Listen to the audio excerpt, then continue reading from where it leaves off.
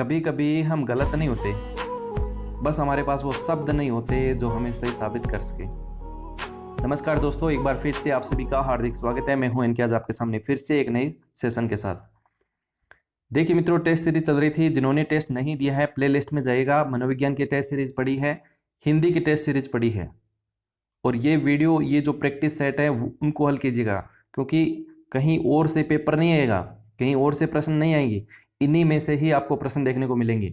वो कहते हैं ना कि 2.5 घंटे में आप कितना सोच पाते हो, ये डिपेंड करेगा आपने कितनी प्रैक्टिस की है, कितना 2.5 घंटे में आपका दिमाग चल पाता है। प्रश्न आपको सेम ऐसे ही मिलेंगे। तो बिना देरी के आज की क्लास शुरू करते हैं। लेकिन एक और महत्वपूर्ण बात बता देता हूं, ये जो टेस्ट है मैथमेटिक्स के जो विद्यार्थी हैं उनके लिए बिल्कुल नॉर्मल पेपर है।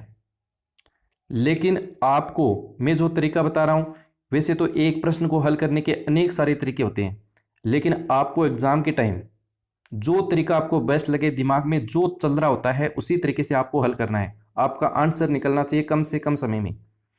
यहां मैं जो तरीका बता रहा हूं वो मेरी तरह जो मुझे अच्छा लग रहा है वो बता रहा हूं। बाकी ये मत सोचिए कि इससे बेस्ट भी और हो सकता है, बिल्कुल हो सकता है, आप उसी तरीके से करें। लेकिन जब मैं बता रहा होता हूं तो आप अच्छी प्रकार से सुनिए, उसको अच्छी प्रकार से देखें और आंसर करने की कोशिश करें। ये नहीं करें कि मैं टीचर से अच्छा बता सकता हूं, क्योंकि एक अच्छा विद्यार्थी वही है जो अध्यापक की सुनता है, समझता है। ठीक है, तो बिल्कुल आराम से आप इन प्रश्नों को लें। बाकी मैं पूरी कोशिश करूंगा कि आप जो बायोलॉजी के स्टूडेंट हैं वो भी चीज़ों को समझें। तो बिना देरी के पहला प्रश्न शुरू करते हैं। दो संख्याओं के घनों का योग 793 है, संख्याओं का योग 13 है, तो दोनों संख्याओं का गुणनफल कितना होगा? अब फटाफट से कमेंट में राइट आंसर करें कि 30 होगा, 35 होगा, 36 होगा या फिर 40 होगा। बताइए। देखिए मैथमेटिक्स का पेपर है, थोड़ा सा समय में दे रहा हूं, बाकी जितना देना चाहिए उतना ही दूंगा, क्योंकि आराम से आप इस प्रश्न को कर सकते हैं कम समय में।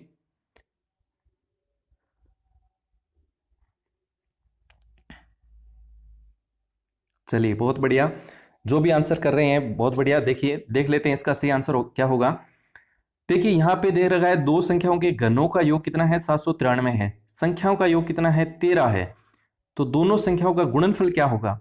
इसका मतलब ये जो नीचे ऑप्शन में दे रहे हैं वो दो संख्याओं के गुणनफल है, पहली चीज। अब हमें करना क्या है, वैसे तो सूत्र से कर सकते हैं कोई बात नहीं, लेकिन हम सीधा यहां से संख्याओं का योग कितना है, 13 है, हम 13 को उठाएंगे और 13 के हम टुकड़े करेंगे। 13 किससे बना होगा? या तो 3 से बना होगा या फिर किससे बना होगा, 10 से बना होगा। 10 और 3 13 होंगे। सर हमने यही क्यों लिए हैं, हमने 11 और 2 भी ले सकते हैं। तो 11 और 2 लेंगे तो 11 2 का गुणा 22 होगा। 22 ऑप्शन में है ही नहीं, हमें गुणनफल भी तो देखना है। तो 10 और 30 का गुणनफल ये देखो मिल रहा है। एक में 13 के ये भी टुकड़े कर सकता हूं, 13 के यहां पे मैं ले लूं 3, अब ले लिया, अब 4 ले लेता हूं, यहाँ पे 9 ले लेता हूं। 9 और 4 13 होते हैं, और 9 चौक 36 भी मिल रहा है। एक में 13 के टुकड़े ये भी ले सकता हूं, यहाँ 5 ले लूं और यहाँ 8 ले लूं, 8 और 5 40, यहाँ पे 40 मिल रहा है। अब हमने अधिकतम कितना लिया है, देखो 40 ले लिया, न्यूनतम अधिकतम कितना लिया है, 40, और यहाँ पे देखो 36 लिया है, 36 और 40 ले लिया, इसका मतलब 35 तो आएगा ही नहीं। इसका मतलब ये हुआ कि दूसरा जो ऑप्शन है वो तो होगा ही नहीं। कन्फर्म है? आगे देखो, अब यहाँ पे दो संख्याओं के घनों का योग दे रखा है, घन करना है, दोनों संख्याओं का योग करना है, और 700 कितना होना चाहिए, 93। आप मेरे को ये बताइए कि 10 का अगर घन करेंगे तो 1000 चला जाएगा, फिर उसमें ये वाला जोड़ेंगे भी तो शुरू 27 जोड़ेंगे, 3 3 9 9 27, 1027 हो गया। ये तो भैया 793 से ऊपर चला गया, इसका मतलब ये तो हो ही नहीं सकता, इसके घनों का योग तो ज्यादा चला गया। बात करें ये इस वाले की, तो यहां पे देखिएगा इकाई अंक देखेंगे हम, 8 का घन करेंगे तो कितना आएगा, 2 आएगा। लास्ट वाले डिजिट की बात करूं, 8 8 64, 64 को फिर 8 से करेंगे 32, 32 में डिजिट लास्ट का कितना आएगा, 2। 5 के करेंगे तो कितना आ जाएगा, 5 के हमेशा 5 ही आता है, और इन दोनों का इकाई अंक देखेंगे तो कितना आ जाएगा, 7। यहाँ पे इकाई अंक कितना है, 3 है, इसका मतलब ये वाला भी नहीं होगा। तो अपना आंसर क्या हुआ, फिर ये वाला हो गया। आप इसको करके भी देख लीजिएगा। 9 के इकाई अंक देखेंगे तो नंबर 81, 81 को फिर 9 से करेंगे तो 9 आ जाएगा इकाई अंक, और 4 वाले पे देखेंगे तो 16, और 16 का फिर करेंगे तो कितना आ जाएगा, 4 आ जाएगा। 9 और 4 कितने हो गए, 13, इकाई अंक देखो 13 मिल रहा है। तो ये एक बेहतर, मैंने तो आपको समझाया लेकिन एग्जाम में आप आराम से कर सकते हैं इस तरीके से। तो संख्या कौन सी होंगी, 9 और 4 होंगी और इनका गुणनफल कितना हो जाएगा, 36। तो आपका आंसर रहेगा ऑप्शन नंबर 3। ये एक तरीका होना चाहिए। बाकी आपको जो बेस्ट लगे, आपका एग्जाम के टाइम जो तरीका लगे उसी तरीके से कर लेना, कोई दिक्कत नहीं है। तो मेरे ख्याल से अब आपको समझ में आ गया होगा, नहीं आया तो और बता देना, प्रश्न गलत कौन करना, ठीक है ना। ठीक है, अगले प्रश्न की ओर बढ़ते हैं। दूसरा प्रश्न है, 3 धनात्मक संख्याओं का अनुपात दे रखा है 2:3:5, उनके वर्गों का योग दे रखा है 608। तो वे तीनों संख्याएं क्या होंगी, फटाफट से बताइए।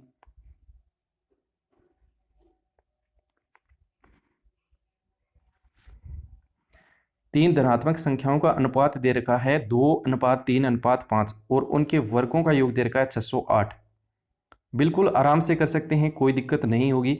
देखिएगा, मैंने आपको बताया आप सूत्र से कर रहे हैं कर लीजिए, लेकिन एग्जाम के टाइम आपको जो बेस्ट से बेस्ट तरीका लगे वो अपनाइए। यहाँ पे मेरे को ये बताइए कि 3 संख्याओं का अनुपात दे रखा है 2:3:5। ये नीचे वाला ऑप्शन देखिएगा, इसको अगर आप काटेंगे तो 2:3:5 के रेशियो में बन रहा है क्या, कभी नहीं बनेगा। तो ये वाला ऑप्शन तो कैंसिल हो गया। बाकी आप इनको काटेंगे, जैसे 2 के पहाड़े से काटूंगा 2 3 5, ये भी बन जाएगा 2 3 5, ये भी बन जाएगा 2 3 5। तो ये तीनों अनुपात तो बिल्कुल सही दे रखे हैं। अब देखते हैं कि इनके वर्गों का योग ही देख लेते हैं डायरेक्ट, कि योग कितना हो रहा है, 608 बनेगा कि नहीं बनेगा। तीसरा ऑप्शन देखिए, थर्ड ऑप्शन में देखो, 25 का वर्ग करेंगे 625, तो ये अकेला हो गया, और 15 का करेंगे 225, ये हो गया। तो 600 और 200 800 हो गए। यहां पे तो योग 608 ही होना चाहिए, इसका मतलब ये भी नहीं हो सकता, ये तो योग ही ज्यादा जा रहा है। फर्स्ट ऑप्शन है वो देखो, 100 हो गया, इसका 6 का वर्ग 36 हो गया, ये वर्ग हो गया 16 हो गया। भाई 200 से प्लस ही नहीं जा रहा इनका वर्गों का योग, तो ये भी नहीं होगा। इसका मतलब ऑप्शन क्या होगा, ये वाला ऑप्शन बिल्कुल सही होगा, सेकंड ऑप्शन होगा। करके देख लीजिए, 20 का करेंगे तो 400 इकाई 0 आ गया, 12 का करेंगे तो 144 इकाई 4 आ गया, 8 का करेंगे तो 64 का इकाई कितना आ गया, 4 आ गया। 4 4 जोड़ दीजिए 8, अंत में देखो 8 आ रहा है। तो ये वाला सेकंड वाला ऑप्शन आपका हो जाएगा राइट आंसर। चलिए बढ़ते हैं अगले प्रश्न पे। अगला हमारा तीसरा प्रश्न है, ये देखो, फटाफट से कमेंट कीजिए इसका सही आंसर क्या होगा। ऑप्शन दिखा देता हूं मैं, ये चलिए,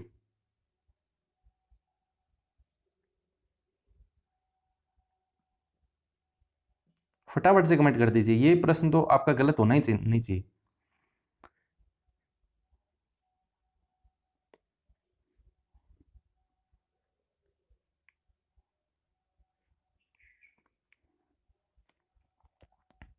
चलिए आंसर आ गया है, देख लेते हैं इसका आंसर। देखो, 3 की घात 43 है, 6 की घात 43 है, 7 की घात 43 है।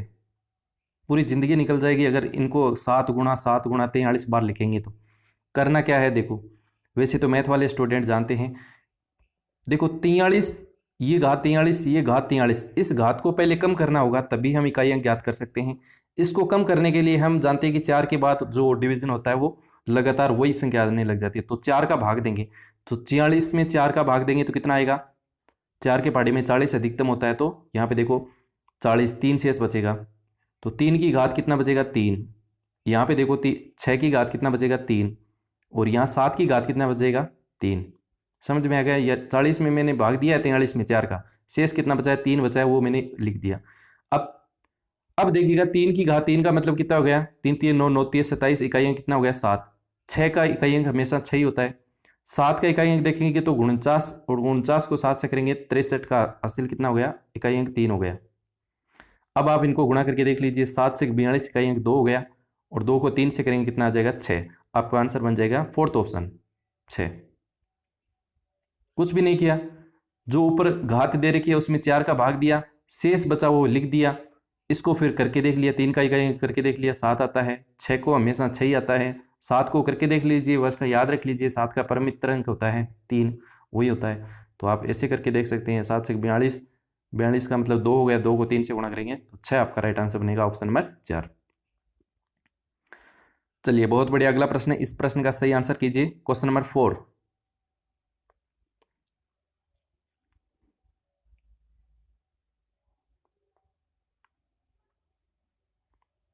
फोर्थ ऑप्शन का सही आंसर करें। बहुत ही इंपॉर्टेंट क्वेश्चन है, बहुत ही महत्वपूर्ण टेस्ट है और दिल थाम के बैठे रहिएगा। आगे जो आने वाले प्रश्न हैं उनमें शिक्षण विधियों के भी प्रश्न हैं, 10 प्रश्न जो आपके हर एक सब्जेक्ट की जो शिक्षण विधियां होती हैं उसको कवर करते हैं, तो वो भी हम करेंगे। बिल्कुल आप ये टेस्ट अगर दे दोगे ईमानदारी के साथ तो ये समझ लेना कि एक बार मैंने पूरा सिलेबस कर लिया, क्योंकि हर टॉपिक में से प्रश्न है। तो चलिए देख लेते हैं इस प्रश्न का सही आंसर। देखो, करना कुछ भी नहीं है। 11 अंडर एक्स बराबर दे रखा है रूट 112 प्लस रूट 343। एक्स का मान निकालना है, ये वाली वैल्यू निकालनी है। तो मेरे को ये बताओ, इसको मैं ये लिख सकता हूँ 16 गुणा 16 संति 112 होता है, इसको ये लिख सकता हूँ 16 संति 112 ही होते हैं, प्लस 343 आप सब लोग जानते हो 7 की घात 3 होता है, तो 7 3 बार लिख दो भाई, ये वाला। यहां पे मेरे को बताओ 16 का वर्गमूल कितना होता है, 4 होता है, तो 4 रूट 7 होगा कि नहीं हुआ। और ये तीन संख्याएं हैं, दो में से एक 7 बाहर आ जाएगा, तो 7 रूट 7 बनेगा कि नहीं बनेगा। 49 का रूट 7 ही होता है। इसको आप हल कर सकते हो, नहीं कर सकते हो, दोनों संख्या सेम आ रही हैं रूट 7, या तो आप रूट 7 कॉमन ले लीजिए। 4 और 7 कितने हो गए 11, तो 11 रूट 7 बन गया इसका मान। किसका मान बन गया, इस वैल्यू का पूरा मान बन गया 11 अंडर रूट 7। अब देखो यहां बराबर में 11 रूट एक्स है, इसका मतलब रूट की वैल्यू कितनी है, एक्स की वैल्यू कितनी है 7 है, तो आपका ऑप्शन नंबर बन जाएगा सेकंड। बताइए समझ में आया कि नहीं आया? नहीं आया तो कमेंट कर देना, दोबारा बता देंगे, बाकी है कुछ नहीं। आराम से ऐसे प्रश्न आए हैं, आते रहेंगे। अगले प्रश्न की ओर बढ़ते हैं, क्वेश्चन नंबर 5 लेते हैं और फटाफट से आंसर कर दीजिए क्वेश्चन नंबर 5 का। ए बराबर दे रखा है 2 माइनस रूट 3 का स्क्वायर, तो ए की घात 2 प्लस ए की घात -2, ए की घात -1/2, ठीक है। फटाफट से इस प्रश्न का सही आंसर करें, क्वेश्चन नंबर 5।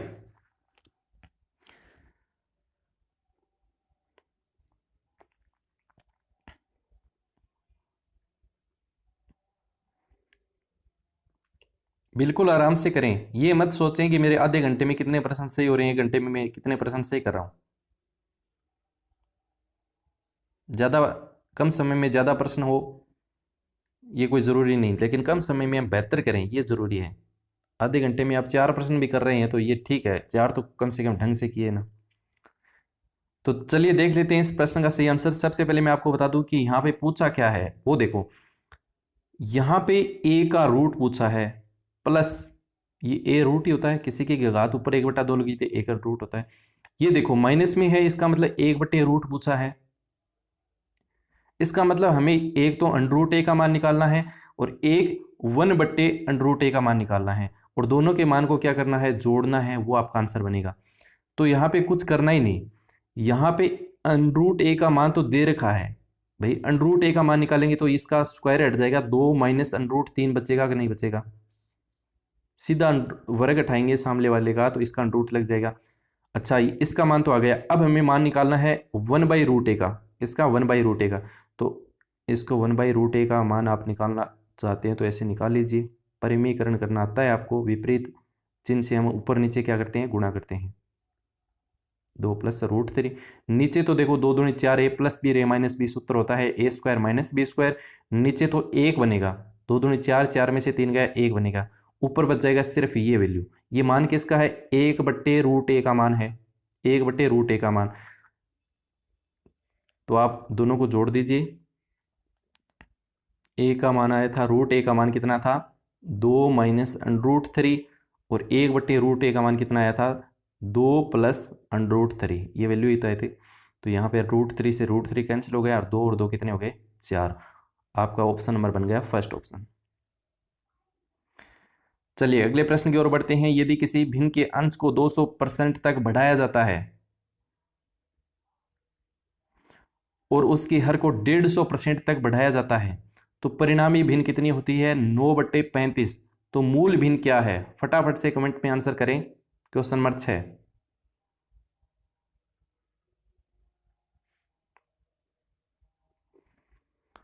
यदि किसी भिन्न के अंश को 200% तक बढ़ाया जाता है, हर को बढ़ाया जाता है 150%, तो परिणामी भिन्न 9/35 हो जाती है। कुछ भी नहीं करना, आराम से आप कर सकते हैं, बिल्कुल सोच समझ के तसल्ली से आंसर करें।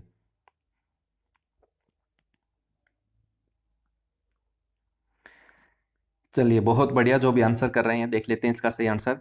देखो A/B लिख रहा हूं, ऊपर वाला क्या होता है अंश, नीचे वाला हर होता है, ये सब लोग जानते हैं।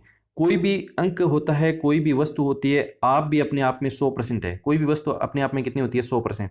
तो मैं आपको सीधा फंडा बता रहा हूं, 100% मान के चलेंगे, कितना अंश कितना बढ़ा रहा है 200% बढ़ा रहे हैं। तो 100 की वैल्यू में आप 200% बढ़ाएंगे तो वो कितनी हो जाएगी 300 होगी कि नहीं, 100 पे अगर कोई वस्तु 100% है तो वो कितनी होगी 200% बढ़ाते 300।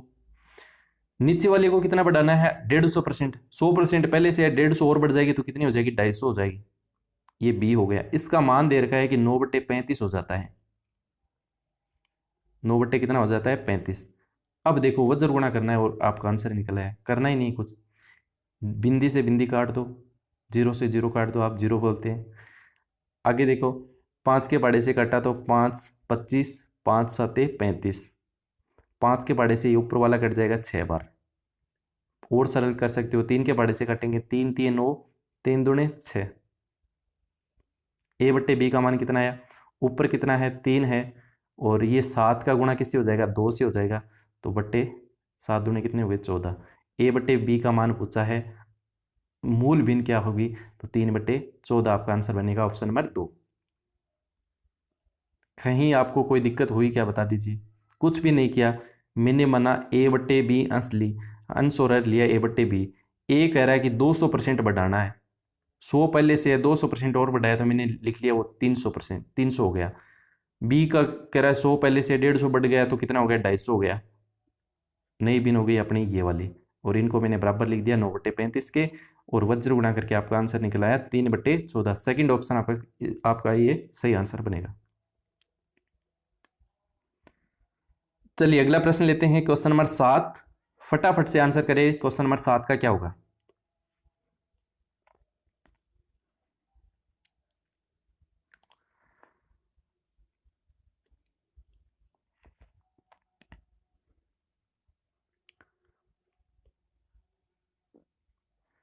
चलिए बहुत बढ़िया, जो भी आंसर कर रहे हैं। एक शहर की जनसंख्या प्रति वर्ष 5% बढ़ जाती है। वर्तमान संख्या वर्तमान जनसंख्या दे रखी है 9,261। 3 वर्ष पहले जनसंख्या कितनी थी। एक गांव है भाई, 5% जनसंख्या बढ़ रही है, वर्तमान इतनी है, तो कह रहा है कि 3 साल पहले कितनी थी। कोई बात नहीं, कर लेंगे। मेरे को ये बताइए कि 5% को आपको फ्रैक्शन बनाना आता है क्या, भिन्न। 5/100 नहीं लिख सकते क्या, 5/100, परसेंट का मतलब 100 ही होता है। तो ये इसको काटोगे तो 5 एकम 5, और ये हो गया 20। इसका मतलब पहले 20 थी, एक बड्डी कितना हुआ 21 हुआ। 20 पे कितनी हो रही है 21, कितने साल तक 3 साल तक। 20 से 21 हुआ, 20 से 21 हुआ, 20 से आपका कितना हुआ 21। ये 20 का क्यूब बन गया आपका 8,000, ये 21 का क्यूब बन गया आपका 9261, 9,261। अपने वर्गमूल भी है, घनमूल भी है, क्यूब याद कर लेना, 30 तक क्यूब याद कर लेना, 20 तक वर्ग 20 तक आप क्यूब याद कर लेना, और 30 तक आप वर्ग याद कर लेना, अगर आपको एग्जाम में थोड़ा समय बचाना है तो गणित में, ठीक है ना। तो ये है अपनी वर्तमान की 9261, ये कितनी है वर्तमान की, ये कब की है 3 साल पहले की। अब ये कह रहा है कि वर्तमान तो दे रखी है कितनी है 9261 है, इसका मतलब 9261 किसके बराबर है, 9261 के बराबर 1 की वैल्यू निकालेंगे तो 9261 कर देंगे, और अपने 3 साल पहले की निकालेंगे तो गुणा कर देंगे 8,000 से। तो ये इससे कट जाएगा एक बार, 1 को 8,000 से गुणा करेंगे तो ऑप्शन बनेगा थर्ड ऑप्शन 8,000। ये एक बेस्ट तरीका है, आप इससे करें, आपका आंसर निकल आएगा ऑप्शन नंबर 3। कोई दिक्कत है तो बता देना, बाकी चलते हैं अगले प्रश्न पे। अगला प्रश्न है, एक वर्ष में 5,000 रुपए बढ़कर 5700 रुपए हो जाते हैं, 5 वर्षों बाद उसी साधारण ब्याज की दर से 7,000 रुपए कितने हो जाएंगे। दीजिए आंसर, करिए, देखते हैं आपका आंसर सही आता कि नहीं आता। मैं देख रहा हूं कमेंट सारेंगे।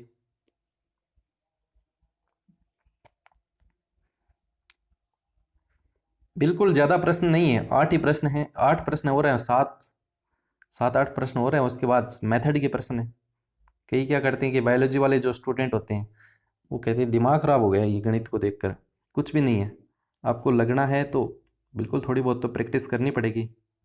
और लगे हैं, वो कोई और नहीं लगे हैं, अपने ही भाई लगे हैं, मेहनत की उन्होंने। और ये प्रश्न ज़्यादा हार्ड नहीं है, आपको देखकर ही तो इजी बनाए हैं बायोलॉजी वालों को, वरना अगर मैथमेटिक्स के स्टूडेंट को अगर देखकर बनाते तो बहुत हाई लेवल के प्रश्न बन सकते हैं। चलिए देखते हैं। देखो कुछ भी नहीं करना कि एक कह रहे हैं कि 5,000 रुपये बढ़कर 5700 रुपये हो गए। ये कह रहे हैं कि 5 साल बाद वो 7,000 रुपये अगर मैं आपको दूं तो वो कितने हो जाएंगे उसी रेट पे। तो मेरे को ये बताओ कि 5,000 बढ़ के 5700 है, इसका मतलब ये हुआ है कि 700 रुपये ब्याज बनाए भाई। 700 रुपये ब्याज बनाए तो हम रेट निकाल सकते हैं। 7,000 ब्याज गुणा 100 बटे मूलधन कितना है 5,000। 5,000 बट्टे मूलधन गुणा समय कितना है 1 वर्ष। 3 बिंदी से ये 3 जीरो कैंसिल हो गए, 5 से काटेंगे तो ये आ जाएगा आपका 14। आर आ गई आपकी 14%। भाई आर निकाल ली, 5,000 से 5700 हुए हैं, इसका मतलब किस रेट पे हुए हैं। एक साल में रेट निकाल सकते हैं 14%।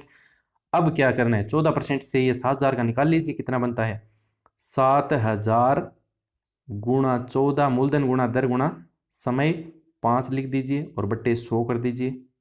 इसको आप करेंगे तो 2 जीरो से 2 जीरो कैंसिल, 14 पंजो 70 और 70 गुणा 70 कितना हो जाएगा 4900। लेकिन पूछा क्या है कितने हो जाएंगे, कितने हो जाएंगे। 7,000 तो पहले से हैं और ये बन गए ब्याज के, तो टोटल कितने हुए इनको प्लस कर दीजिए, 11,900 रुपये हो जाएंगे।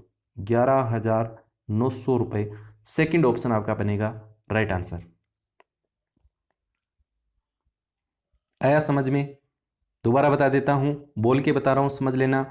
5,000 से 5700 हुए हैं, निकाल लो दर किस दर पे हुए हैं। वो दर इस 7,000 पे आप निकाल लो, 5 साल का ब्याज निकाल लो और इस पे 7,000 में वो प्लस कर दो, आपका आंसर बन जाएगा। बढ़ते हैं अगले प्रश्न पे, क्वेश्चन नंबर 9 लेते हैं, फटाफट से आंसर करें। क्वेश्चन नंबर 9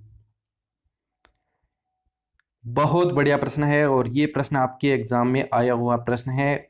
उम्मीद करता हूं कोई भी इसका आंसर गलत नहीं करेगा।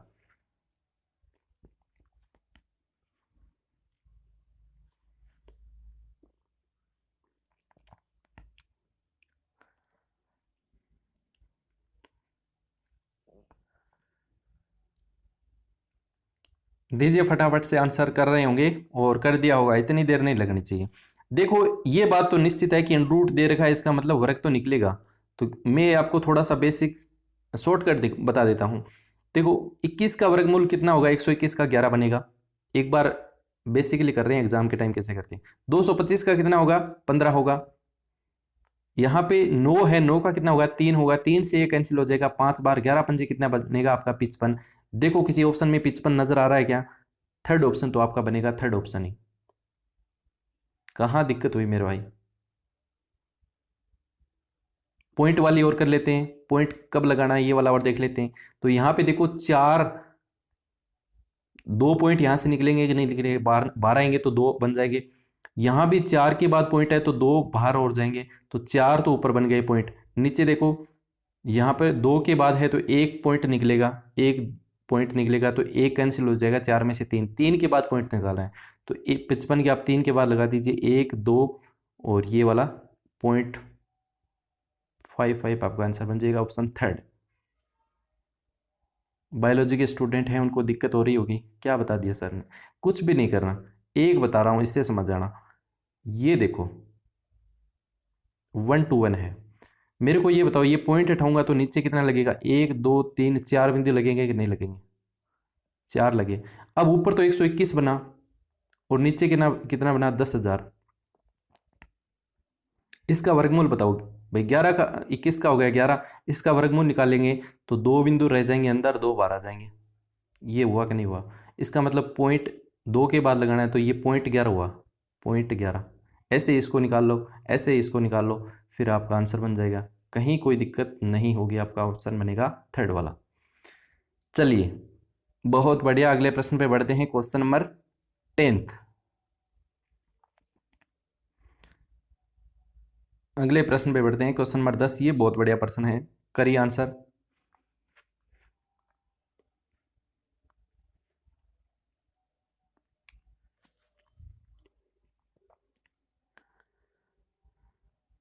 चलिए देखते हैं। एक आदमी एक वस्तु को 15% लाभ पर बेचती, वही वस्तु 10% कम कीमत पर खरीदी होती और 4 रुपए कम में बेची होती, 4 रुपए कम में बेची होती और उसे 25% का लाभ होता, तो उस वस्तु का लागत मूल्य कितना है?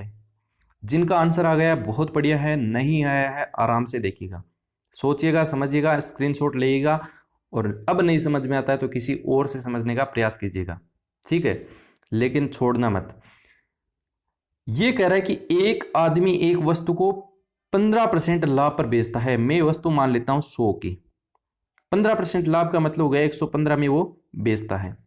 वो कह रहा है यदि वही वस्तु को 10% कम कीमत में खरीदी होती, 10% कम कीमत का मतलब हो गया 90 में अगर खरीदी होती और 4 में बेची होती है, बेचने की बात बाद में करेंगे, तो उसे 25% का लाभ होता।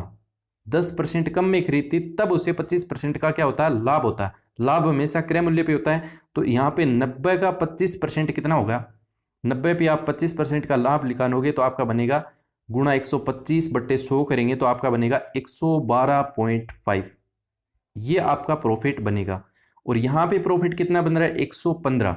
आप दोनों का अंतर देखेंगे तो आपका अंतर आएगा 2.4, 2.5 आएगा, 2.5। 112 और 115 में आप घटाएंगे तो 2.5। ये 2.5 है वो किसके बराबर होगा? इस 4 के बराबर होगा। 4 के बराबर कर दीजिए, आपका आंसर निकल आएगा। 2.5 बराबर आप करेंगे 4, 1 की वैल्यू निकाल लेंगे तो करेंगे आपके पट्टे में 5 और अपना 100 माना था गुणा 100 कर दीजिए, पॉइंट हटाएंगे, बिंदी लग गई, 25 के पहाड़े से काटेंगे 4 और 40 गुणा 4 करेंगे तो 160। आपका ऑप्शन बनेगा थर्ड ऑप्शन। कुछ भी नहीं करना, बिल्कुल आसान प्रश्न है, 100 मान के आप कर सकते हैं। 100 मानेंगे तो 115 में बेची तो 115 हो गया। ये कह रहा है कि 10% कम में खरीदी, इसका मतलब 90 में खरीदी तब उसे 25% का लाभ होता है, तो 90 का 25% का मतलब हो गया 112.5 बनेगा। यहाँ कितने में बेच रहा है? 100, यहाँ 15% का मतलब 115 में बेच रहा है। 112 और 115 का अंतर देखेंगे तो आपका बनेगा 2.5। ये किसके बराबर आपको रखना है? 4 के बराबर रखना है और आपका आंसर बन जाएगा 160। ऑप्शन से भी आप कर सकते हो। चलिए अगले प्रश्न पे बढ़ते हैं, क्वेश्चन नंबर 11। एक बर्तन में 60 लीटर दूध है, उसमें से 12 लीटर दूध निकालकर पानी भर दिया जाता है, फिर उस मिश्रण में 12 लीटर दूध निकालकर पानी भर दिया जाता है, फिर उस मिश्रण में, यानी 2 बार हो गया। परिणामी मिश्रण में दूध और पानी का अनुपात क्या है? वाह, बड़ा ही गजब का प्रश्न है, दीजिए राइट आंसर।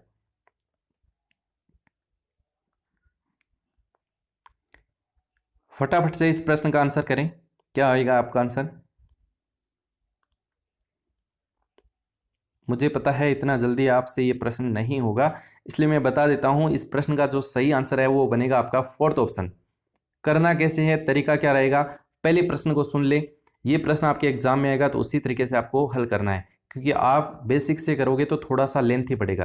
क्योंकि यहाँ तो दे रखा है 60 लीटर दूध है, उसमें से 12 लीटर दूध निकाल के पानी भर दिया जाता है और ये क्रिया 2 बार होती है, दोहराया जा रहा है काम। फिर 12 लीटर, ये दोहरा भी सकता है, 3 बार भी करवा सकता है, एग्जाम में 4 बार भी करवा सकता है। उसके लिए मैं आपको एक सीधा सूत्र बता देता हूँ, वो सूत्र आप अपनी कॉपी में लिख लेना और उससे कर लेना। देखो हैंडराइटिंग तो जैसी है वैसी है, आपको समझ में आ जाएगा। देखो एक बर्तन में 120 लीटर दूध है, बर्तन से 12 लीटर दूध मतलब निकाल लिया जाता है और उतना ही पानी डाल दिया जाता है। इस प्रक्रिया को 3 बार दोहराया जाता है। तो बताओ उस बर्तन में शेष दूध की मात्रा कितनी होगी? शेष दूध में दूध और पानी का अनुपात कैसा होगा? तो इस प्रकार के अगर आपसे प्रश्न पूछे तो आपको करना क्या है, ये वैल्यू निकालनी है जो आप चक्रवर्ती ब्याज में देखते हो, आपका आंसर निकल आएगा। अंतिम मात्रा आपको निकालनी है, तो यहाँ पे देखो प्रारंभिक मात्रा गुणा 1 माइनस निकाली गई मात्रा बट्टे प्रारंभिक मात्रा, और आपको इसका क्या करना है? दोहराने की प्रक्रिया। कितनी बार करना है काम? 2 बार करना है तो 2 आ जाएगा, 3 बार करना है तो ये 3 आ जाएगा। इससे आप आंसर निकाल लेना, आपका आंसर बन जाएगा। फिर भी नहीं बनता है तो आज आपको इस बताने वाला हूँ, कुछ आपसे डायरेक्ट जुड़ने वाला हूँ, तो वहाँ पे आपको मैं बता दूंगा, ठीक है। अगला प्रश्न है, ये भी बहुत अच्छा प्रश्न है। ऐसे वर्त का क्षेत्रफल क्या होगा जिसकी त्रिज्या 98 वर्ग सेंटीमीटर वाले क्षेत्रफल वाले वर्ग का विकिरण हो। फटाफट से इस प्रश्न का आंसर करें। क्वेश्चन नंबर 12,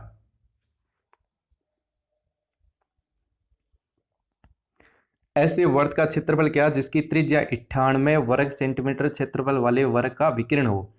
बहुत बढ़िया प्रश्न है, आंसर करेंगे सभी।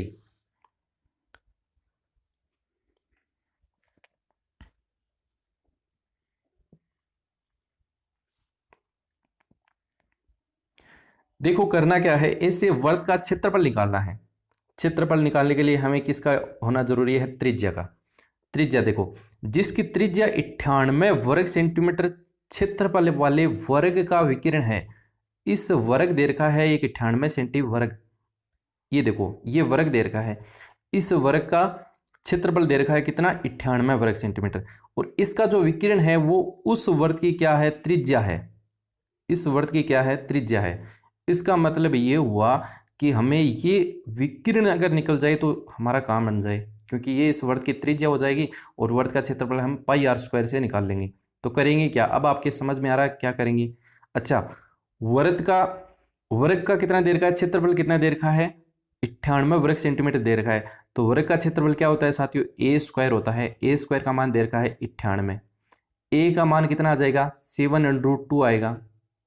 आप गुणा करके देख लीजिए, 7√2 को 7√2 से गुणा करेंगे, सातों सातों 49, और 49 का आप 2 से गुणा करेंगे तो 98 बन जाएगा। तो इसका मतलब ये हुआ कि ए का वैल्यू जो आई है, भुजा आई है अपनी, कितनी आई है, 7√2। इसका मतलब ये वैल्यू कितनी आई है, 7√2, और ये वैल्यू भी कितनी आई है, 7√2। आप जानते होंगे ये वाला समकोण त्रिभुज में अगर ये भुजा ए हो, ये भुजा ए हो, तो ये आपकी क्या बनेगी, √2a बनेगी। वर्ग का विकिरण आप जानते हो क्या बनेगा, वर्ग का विकिरण की बात कर रहा हूँ, त्रिभुज वाली बात नहीं कर रहा। वर्ग का विकिरण बनेगा √2a। तो √2a की बात करें तो √2a का मतलब ये हो गया, रूट का रूट टू, तो एक मिनट, √2a, तो √2a का मान कितना है, 7√2 आया है। तो आप इसको करेंगे तो 7 दूनी 4, 2 दूनी 4, 4 का वर्गमूल 2 आ जाएगा, 7 दूनी कितना आ जाएगा, 14। ये इस वर्ग की क्या आ गई, वर्ग का तो विकिरण आ गया, और इस वर्ग की क्या आ गई, ये त्रिज्या आ गई। ये अपने 14 निकाल ले। अब अपने को कोई करना ही नहीं। वर्ग का क्षेत्रफल होता है पाई आर स्क्वायर। पाई का मान रखेंगे 22/7, आर का मान निकल के आया 14 गुणा 14, 7 से मल्टीप्लाई करेंगे 2 बार, 22 दूनी 44, और 44 को आप 14 से गुणा करेंगे तो आपका बन जाएगा 4 चौक 16, लास्ट में 6 आ रहा है तो ऑप्शन नंबर बनेगा थर्ड, 616 वर्ग सेंटीमीटर। कोई भी दिक्कत नहीं होगी, दोबारा सुन लेना। ये कह रहा है कि एक वर्ग है और उस वर्ग का क्षेत्रफल दे रखा है 98, और इस वर्ग का जो विकिरण है वो इस वर्ग की क्या है, त्रिज्या है। तो वर्ग का विकिरण हमें निकालना है। भुजा हम निकाल सकते हैं, वर्ग दे रखा है तो भुजा हम निकाल लेंगे। ये अगर भुजा निकल जाएगी, ये निकल आएगी, तो √2a वर्ग के विकिरण का सूत्र होता है √2a। इससे आप निकाल सकते हैं वर्ग का विकिरण। विकिरण निकल गया, इस वर्ग की क्या बन जाएगी, त्रिज्या बन जाएगी।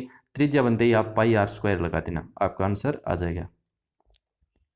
चलिए अगले प्रश्न की ओर बढ़ते हैं। बहुत ही अच्छा प्रश्न लेके आए हैं, ये प्रश्न भी बहुत बढ़िया प्रश्न है, आंसर आप करेंगे कमेंट में।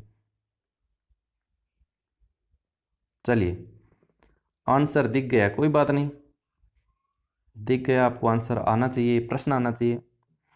एक आयताकार बगीचा, आयताकार की बात कर रहा है, ठीक है, 100 गुणा 80 मीटर स्क्वायर का बना हुआ है। उसके बाहर उसके साथ बना हुआ एक रास्ता, और उस रास्ते की चौड़ाई है 10 मीटर। उस रास्ते का क्षेत्रफल कितना होगा, मीटर स्क्वायर में आपका आंसर आएगा। क्षेत्रफल हमेशा मीटर स्क्वायर में होता है या सेंटीमीटर स्क्वायर में होता है। करिए आंसर। बहुत बढ़िया प्रश्न है ये। प्रश्न अगर आपको आता है तो मैं समझूंगा कि आप गणित के 20 प्रश्न आएंगे वो आप आराम से कर लेंगे, ठीक है। चलिए बता देते हैं। एक आयताकार बगीचा, ये लो जी, छोटा कर देते हैं थोड़ा।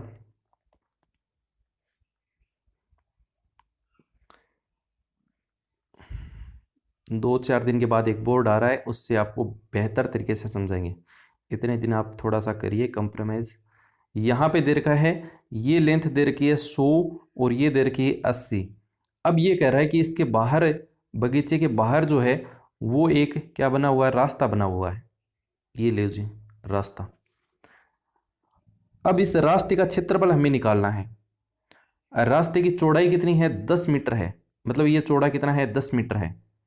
तो आप कैसे करेंगे, देखो रास्ते का क्षेत्रफल पूछा है तो ये हमें ये बताओ, ये इतना निकाल लो एक बार, ये नीचे वाला आराम से निकाल सकते हो, बिल्कुल बेसिक तरीके से निकालना है। अच्छा ये तो कितना है, यहां तक 100 है, और यहां कितना हो जाएगा, 10 10 और बढ़ गया तो कितना हो गया, लंबाई कितनी होगी, टोटल कितनी होगी, 100 तो ये है इतनी, और ये 10 10 और बढ़ गई तो कितनी होगी, 120। चौड़ाई कितनी है, चौड़ाई तो कितनी है, 10 ही है, चौड़ाई तो 10 है, यहाँ पे ये चौड़ाई हमने लंबाई में जोड़ा है, तो कितने हो गए, 120 गुणा कितना करेंगे, 10 करेंगे तो आपका बन जाएगा आपका 1200। ये नीचे वाला का मैंने निकाला है यहाँ तक। सेम ऐसा कैसा आप ऊपर वाला निकाल लो, ये ऊपर वाला, ये इतना कितना है, ये तो 100 है, और 10 इधर है 10 इधर है, वही बात हो गई, 120 हो गया, और चौड़ाई कितनी है, 10 है, तो कितना बन जाएगा, 10। तो 1200 ये बन गया और 1200 ये बन गया, कितना हो गया, 2400। अभी तक आपका आंसर नहीं बना है, 2400 आ गए ना। दोबारा बता देता हूँ लिख के, बोर्ड आने के बाद आराम से आप कर पाएंगे। यहाँ ये वाला पोर्शन निकाल लिया, ये हमने निकाल लिया, अब बच्चा कौन सा, ये वाला बचा है, ये वाला पार्ट। तो यहाँ पे देखो ये इतना ही है, ये आप कितनी है, ये 80 है, ये भी 80 है, और इसमें तो 80 में कुछ जुड़ेगा ही नहीं, 2 बार निकालना है, तो 80 गुणा 10 कर दो, चौड़ाई 10 है तो ये कितना हो जाएगा, 800। ये भी 800 हो जाएगा, ये भी 800 हो जाएगा, 800 800 कितने हो गए, 1600, और 1600 आप इसमें जोड़ दो, 6 4 10 2 3 1 4। मैंने तो आपको समझाया इसलिए थोड़ा टाइम लगा है, बाकी आप आराम से कर सकते हो कम समय में। तो आपका आंसर कितना बनेगा, फोर्थ ऑप्शन बनेगा, 4000 रुपये, 4000 मीटर स्क्वायर। कुछ भी नहीं करना, एक दे रखा है, बाग दे रखा है, इसके चारों ओर दे रखा है ये रास्ता, तो मैंने निकाला सिर्फ ये है, ये वाला निकाल लिया, इसका मैंने ऊपर डबल कर दिया, ऐसे कर लो चाहिए, इसका डबल कर दो, सेम ऐसा कैसा ये है, और ये जो फोर्स दिन ये देख रहे हो इसका निकाल लो, फिर दोनों को जोड़ दो। चलिए अगले प्रश्न की ओर बढ़ते हैं, बहुत बढ़िया प्रश्न। अगला प्रश्न है, एक गोले और अर्धगोले का आयतन बराबर है तो उसकी त्रिज्याओं का अनुपात क्या होगा, दीजिए फटाफट आंसर। क्वेश्चन नंबर 14, एक गोले और अर्धगोले का आयतन बराबर है तो उसकी त्रिज्याओं का अनुपात निकालना है। तो बात करें यहां पर गोले के आयतन की, तो 4/3 πr1 लिख दूं मैं, यहाँ पे क्यूब होता है, और अर्धगोले की अगर मैं बात करूं तो 2/3 πr2 लिख के यहाँ पे क्यूब कर दूं, तो कोई दिक्कत होगी क्या, 3 से ये 3 कैंसिल हो गया, पाई से ये पाई कैंसिल हो गया, 2 से काटेंगे तो यहाँ पे 2 बन जाएगा, r1/r2 की मैं क्यूब करूं, ये नीचे ले आऊं तो ये चला जाएगा आके 1/2 बन जाएगा। यहाँ पे क्यूब उठानी है क्योंकि यहाँ त्रिज्या पूछा है, तो क्यूब उठाऊंगा तो यहाँ पे घात 1/3 लग जाएगी। तो इनके अगर ऑप्शन देखें तो किसी में नहीं है, तो आपका बन जाएगा फोर्थ ऑप्शन, क्योंकि आपका अनुपात बनेगा 1/2 की घात 1/3, ये आपका आंसर बनेगा, ये आएगा त्रिज्याओं का अनुपात। चलिए अगले प्रश्न की ओर बढ़ते हैं, क्वेश्चन नंबर 15। चलिए दीजिए फटाफट से आंसर, क्वेश्चन नंबर 15।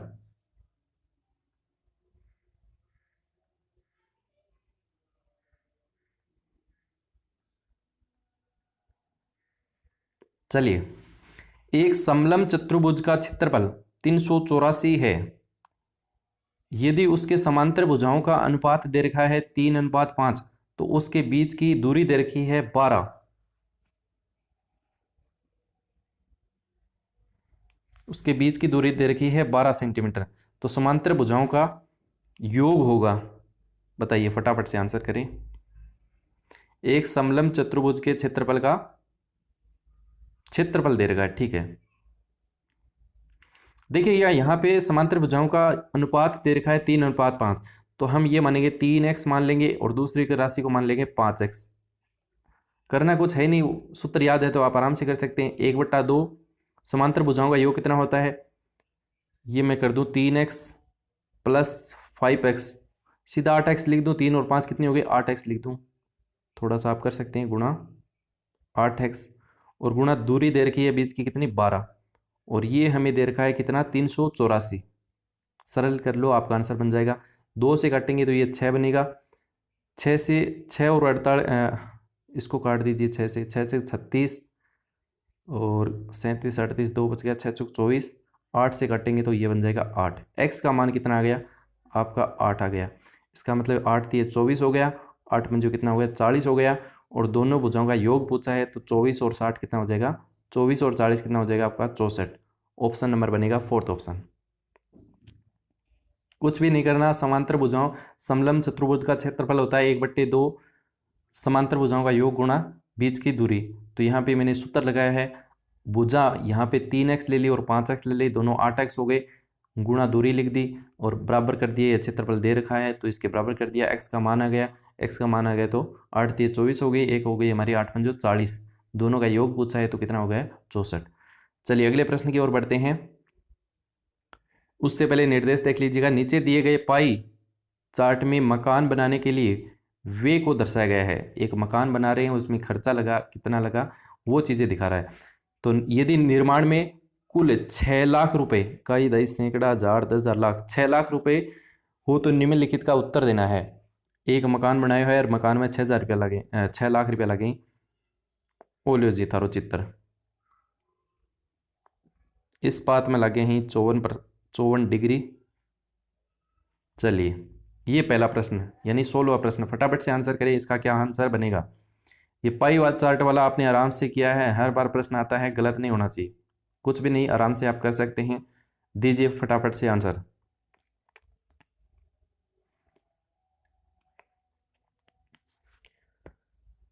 क्वेश्चन पूछ रहा है सीमेंट के लिए किए गए व्यय की धनराशि क्या होगी। तो यहाँ पे देखो पाई चार्ट में आपको प्रतिशत में भी दे सकता है और आपको डिग्री में भी दे सकता है। डिग्री की अगर बात करता है तो आपको 360 लेना है, टोटल बनेगा 360। प्रतिशत की बात होगी तो 100। ये दो चीज़ें आप ध्यान रखना एग्जाम के टाइम, कई बार बड़े कंफ्यूज हो जाते हैं। प्रतिशत लिखना होता है तो वहाँ तो डिग्री लिख देते हैं और डिग्री लिखना होता है वहाँ प्रतिशत से गुणा कर देते हैं, गलत हो जाएगा। मेरे को यहाँ पे सीमेंट पूछा है तो सीमेंट कितना कवर कर रहा है भाई? 72 कर रहा है, 72 कवर कर रहा है 360 में से। और टोटल खर्चा कितना है? 6 लाख। 6 लाख आप कर दीजिएगा, शॉर्टकट कर रहा हूँ मैं। तो आप काटेंगे तो 36 के बाद 6 से काट देंगे, कितना बार? 6 बार आ जाएगा। और ये बिंदी यहाँ से एक बिंदी कैंसिल हो जाएगी। 6 से काटेंगे तो कितना बचेगा? 12 × 72। तो 12 वाली राशि आएगी आपकी। ऑप्शन देख लीजिएगा, थर्ड ऑप्शन बन जाएगा। थर्ड में मिल रहा है आपको 12। आगे आपको 4 बिंदी लगा देनी है।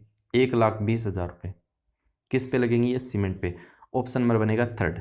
चलिए अगले प्रश्न की ओर बढ़ते हैं। अगला प्रश्न आपसे पूछा है, दीजिए मजदूरी के लिए व्यय की गई धनराशि निरीक्षण पर की गई धनराशि से कितनी अधिक है? बताइए फटाफट से आंसर करें। ये आपके ऑप्शन।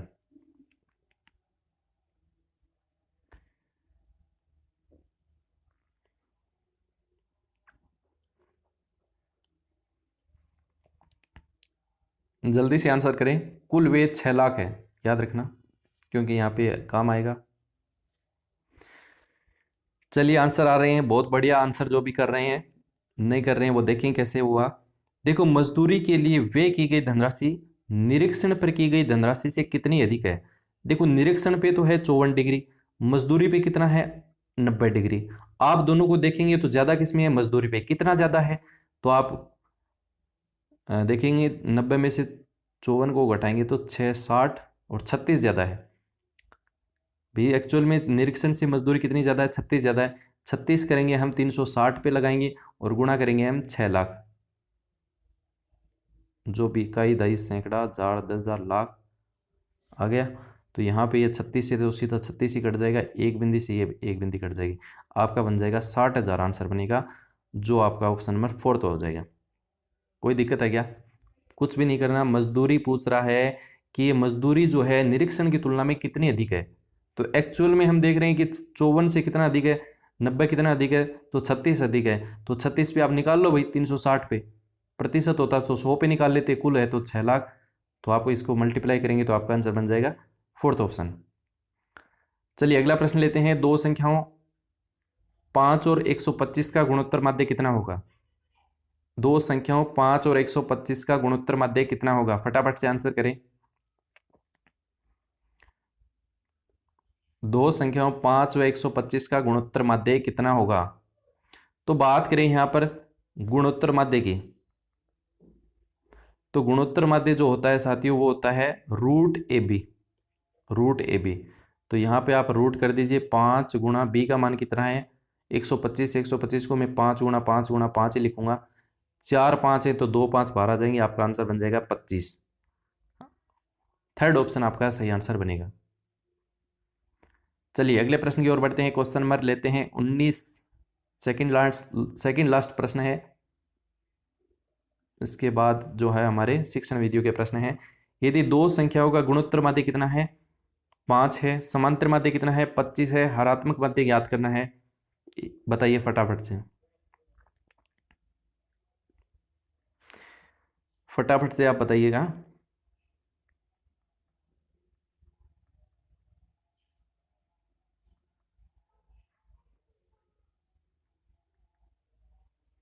ये जो मैंने लिखा है जिंदगी में हमेशा याद रख लेना, समांतर माध्य गुणोत्तर माध्य से अधिक होता है और सबसे कम होता है आपका हरात्मक माध्य। समांतर माध्य का सूत्र मैंने आपको बताया कि नहीं बताया मेरे को याद नहीं है, a प्लस बी बटे 2 बताया है। गुणोत्तर माध्य का मैंने अभी आपको बताया रूट ए बी, और हरात्मक माध्य होता है वो होता है 2ab upon a plus B. ये तीनों सूत्र भी नोट कर लीजिए, एक बार स्क्रीनशॉट ले लीजिए, उसके बाद सवाल करते हैं। अब दे रखा है देखो गुणोत्तर माध्य 5 दे रखा है, रूट ए बी का मान 5 दे रखा है, इसका मतलब ए बी का मान कितना है 25 आ गया, रूट हटाएंगे 25 हो जाएगा।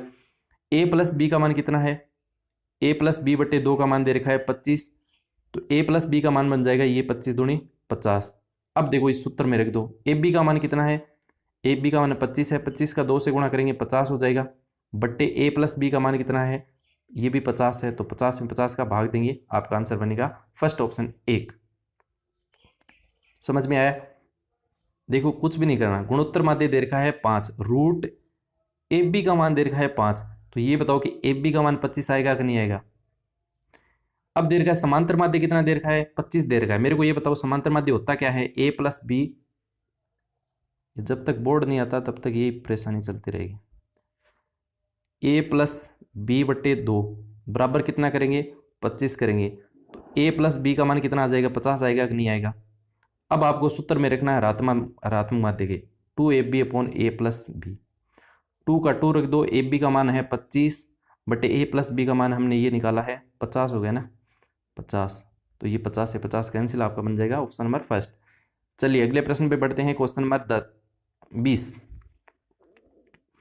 13 संख्याओं का माध्य कितना है 25 है, प्रत्येक संख्या में से 3 गुणा कर दिया जाए तो नया माध्य क्या होगा। प्रत्येक संख्या में 3 का गुणा कर दो चाहे 3 का भाग कर दो, ये चीज़ें आपको कंसेप्ट मैंने आपको बताया है बहुत अच्छे से, आपको पता भी होना चाहिए। देखो 13 गुणा 25 आप निकाल लो, क्योंकि 13 बट्टे एक्स बराबर 25 दे रखा है, तो आप मेरे को ये बता दो कि 13 गुणा 25 कितना होता है। 13 गुणा 25 करेंगे तो 25 250 एक हो गए और 75 एक हो गए, 75 और 250 कितना हो गया 325, तो ये हो गया। यहाँ पे प्रत्येक संख्या को 3 से गुणा कर रहा है, तो मैं सीधा इसको 3 से गुणा कर रहा हूँ। 3 से गुणा करेंगे तो 5 तिये 15, 3 दूनी 6, 7 हो गया, 3 तिये कितना हो गया 9, 975 हो गया। और संख्या तो अपनी 13 ही है, 13 का भाग दे दीजिए, 13 शांति 91, इसको काटेंगे 13 शांति 91 और 13 पंजो 65, आपका आंसर बनेगा थर्ड ऑप्शन। चलिए अगले प्रश्न की ओर बढ़ते हैं। क्वेश्चन नंबर 21, और ये प्रश्न है हमारा शिक्षण वीडियो का। अगले जो 10 प्रश्न हैं वो आपकी शिक्षण वीडियो से हैं, जो आपके हर सब्जेक्ट में काम आने वाले हैं। निम्नलिखित में से गणित शिक्षण में सबसे महत्वपूर्ण स्थान है लिखित कार्य में संशोधन, अधिक कार्य में संशोधन, समूह अभ्यास को, या उपयुक्त सभी।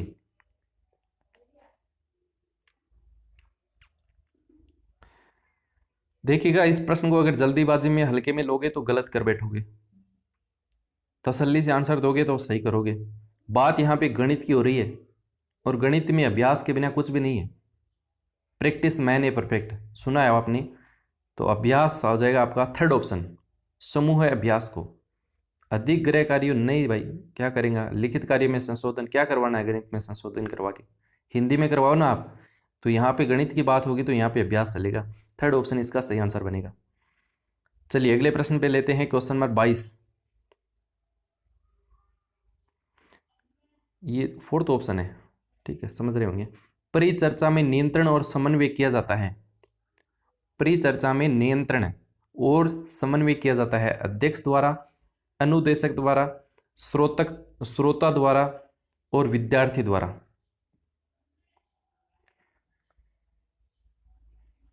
तो हम साहब जी मनोविज्ञान पढ़ रहे हैं, 10 प्रश्न मनोविज्ञान के लिए हैं, और मनोविज्ञान में हम अध्यक्ष की बात ही नहीं करते हैं। मनोविज्ञान की भाषा में तो अनुदेशक चलेगा। श्रोता कैसे करेगा भाई? श्रोता और विद्यार्थी तो एक ही चीज हो गई, वो ही नियंत्रण कर लेंगे तो फिर दुनिया चलनी है। आपका आंसर बनेगा सेकंड ऑप्शन, अनुदेशक। अगले प्रश्न की ओर बढ़ते हैं, क्वेश्चन नंबर 23। दीजिए आंसर फटाफट से। निम्नलिखित में से गणित शिक्षण की योग्यताएं होनी चाहिए। गणितीय उपकरणों में प्रयोग की क्षमता, दूसरा है संचालन की योग्यता, थर्ड ऑप्शन है गणित विषय में शिक्षण विधियों का ज्ञान, चौथा ऑप्शन है उपयुक्त सभी। तो निम्नलिखित में से गणित शिक्षण की योग्यताएं होनी चाहिए, तो बिल्कुल ये भी है, ये भी है, ये भी है, तीनों ऑप्शन है, तो आपका फोर्थ ऑप्शन बनेगा उपरोक्त सभी। अगले प्रश्न की ओर बढ़ते हैं, क्वेश्चन नंबर 24। 24 कह रहा है, गणित शिक्षण के दौरान बालकों को कोई पाठ पढ़ाने से पहले एक शिक्षक को किसका ज्ञान प्राप्त लेना आवश्यक होता है? बताइए। ये प्रश्न बहुत बढ़िया है और मुझे लगता है ये प्रश्न आप सब लोग गलत करोगे। नाराज मत होना भाई, नहीं करोगे इसका मतलब आपकी अच्छी तैयारी है, करोगे इसका मतलब थोड़ा सा आप नॉलेज रखिएगा इस चीज़ का। गणित शिक्षण के दौरान बालकों को कोई पाठ पढ़ाने से पूर्व एक शिक्षक को किसका ज्ञान प्राप्त होना आवश्यक है। यहाँ पे देखो, बालकों को पाठ पढ़ाने से पहले की बात हो रही है, तो संबंधित जो पाठ पढ़ा रहा है उसके उद्देश्य का ज्ञान होना टीचर को आवश्यक है। एक शिक्षक को उस पाठ के उद्देश्य का ज्ञान होना आवश्यक है, आपका फर्स्ट ऑप्शन रहेगा। यहाँ पे शिक्षण विधियों का ज्ञान कैसे पढ़ाना है वो बात की बात है, लेकिन पढ़ाने से पहले आपको उस पाठ के उद्देश्य का ज्ञान होना चाहिए। फर्स्ट ऑप्शन आपका बनेगा सही आंसर। अगले प्रश्न की ओर बढ़ते हैं, क्वेश्चन नंबर 25। दीजिए फटाफट से आंसर।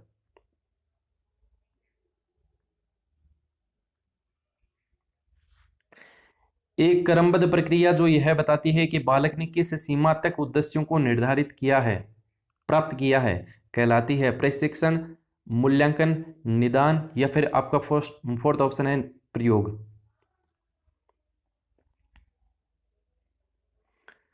एक क्रमबद्ध प्रक्रिया जो यह बताती है कि बालक ने किस सीमा तक शैक्षिक उद्देश्यों को प्राप्त किया है। तो बात करें यहाँ पर मूल्यांकन की, तो सबसे बेस्ट जो डेफिनेशन होती है वो मूल्यांकन की यही होती है कि बच्चे ने, लर्नर ने, अधिगमकर्ता ने कितना सीखा है, जो हमारे उद्देश्य थे उसकी पूर्ति हुई है कि नहीं हुई। तो इसका जो मूल्यांकन जो होता है वो कहलाता है आपका, इसकी जो जानकारी होती है वो कहलाती है आपकी मूल्यांकन। चलिए 25 के बाद प्रश्न नंबर 26 क्या कह रहा है वो देख लेते हैं। निम्नलिखित में से कौन सी शिक्षण विधि मानसिक निष्कर्षों को महत्व देती है?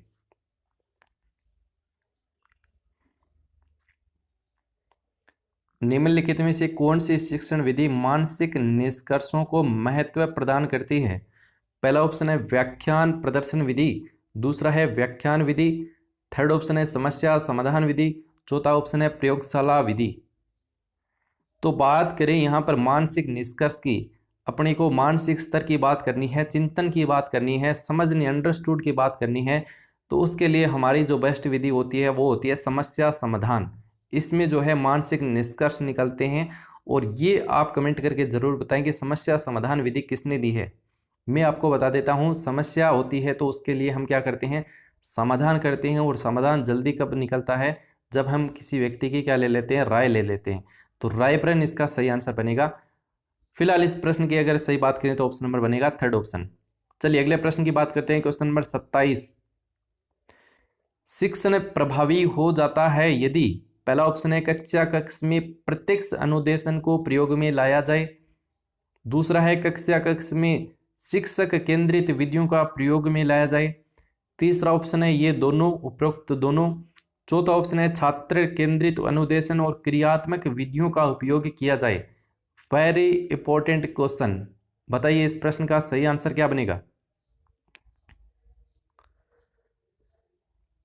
तो बात करें यहाँ पर 27वें प्रश्न की, बिल्कुल सही आंसर कर रहे हैं, जो भी आंसर कर रहे हैं बहुत बढ़िया। तो यहाँ पर जो सेकंड जो ऑप्शन है, कक्षा कक्ष में शिक्षक निर्देशित विधियों का उपयोग लिया जाए, ये ऐसा कभी नहीं होना। शिक्षण विधियां जो होती हैं, जो शिक्षण होता है वो क्या होना चाहिए, अनुदेशन जो होना चाहिए वो छात्र केंद्रित अनुदेशन होना चाहिए, और क्रियात्मक विधियों का भी उपयोग किया जाना चाहिए, बच्चे करके सीखे। तो फोर्थ ऑप्शन इसका सही आंसर बनेगा। चलिए अगले प्रश्न की ओर बढ़ते हैं। क्वेश्चन नंबर 28, प्रक्षेपण के आधार पर, प्रक्षेपण के वर्गीकरण के आधार पर अप्रक्षेपित प्रक्षेपित शिक्षण सहायक सामग्री का उदाहरण है। ए मैंने थोड़ा जरा दूर कैसे लिख दिया, कोई बात नहीं, आप अप्रक्षेपित है, अप्रक्षेपित। भैया हम दो चीजें पढ़ते हैं प्रक्षेपण के आधार पर, एक तो प्रक्षेपित पढ़ते हैं और एक क्या पढ़ते हैं, अप्रक्षेपित। तो दीजिए इस प्रश्न का सही आंसर क्या होगा।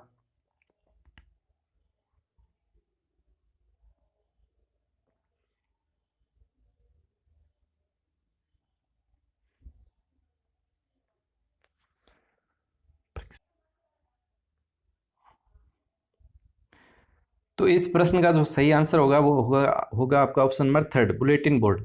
देखिए यहाँ पे अप्रक्षेपित की बात की है।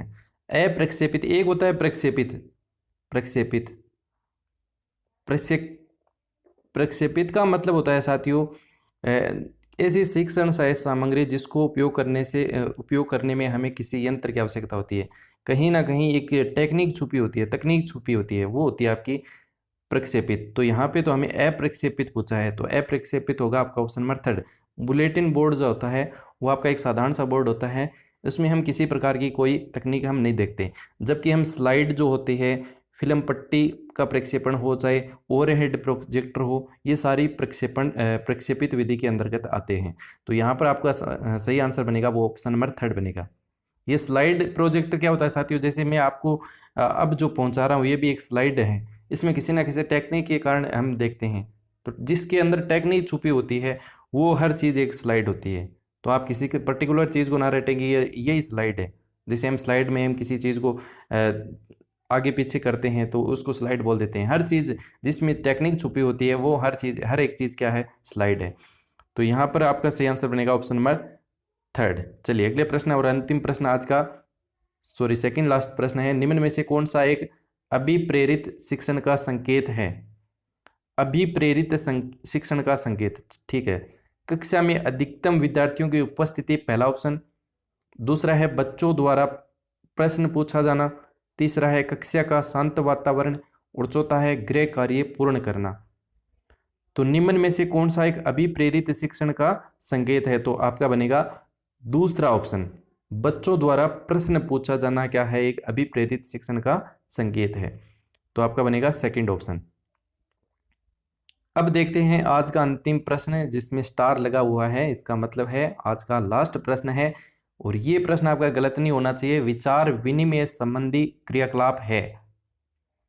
इस प्रश्न का आंसर दीजिए, तब तक मैं आपको बता देता हूं, आपको कहीं भी कोई भी प्रॉब्लम होती है 73244021,